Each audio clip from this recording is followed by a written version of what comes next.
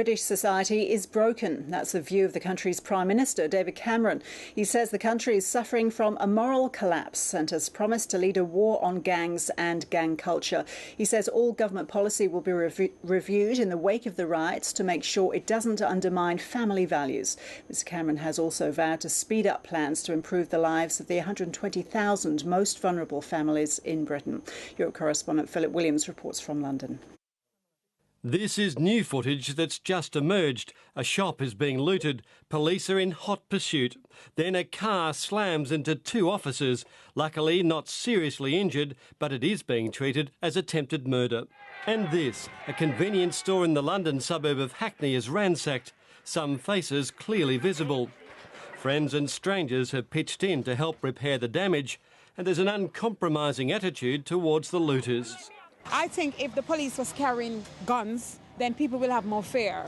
Then they wouldn't have done so much. These guys that done this thing, they shouldn't put them in prison. I think they should put them in some orange suit, get some chain on their legs and let them rebuild back the neighbourhood. And rebuilding and resetting the national moral compass is the aim of Prime Minister David Cameron. Irresponsibility, selfishness, behaving as if your choices have no consequences. Children without fathers, schools without discipline, reward without effort, crime without punishment, rights without responsibilities, communities without control. And so the government is getting even tougher. Possible evictions from public housing, cutting benefits, breaking up gangs, none of which impresses the opposition. A new policy a day, knee-jerk gimmicks, not thought through, they won't solve the problem. This was Clarence Row in London's Hackney just a week ago. And now a street party run for and by the local community, supporting those who lost businesses and determined the violence and looting won't be repeated.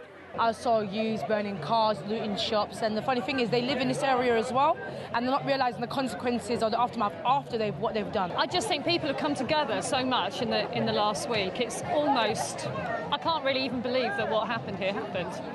This is exactly the sort of reaction David Cameron applauds, a community coming together. The hope is that this sort of spirit can last. Philip Williams, ABC News, London.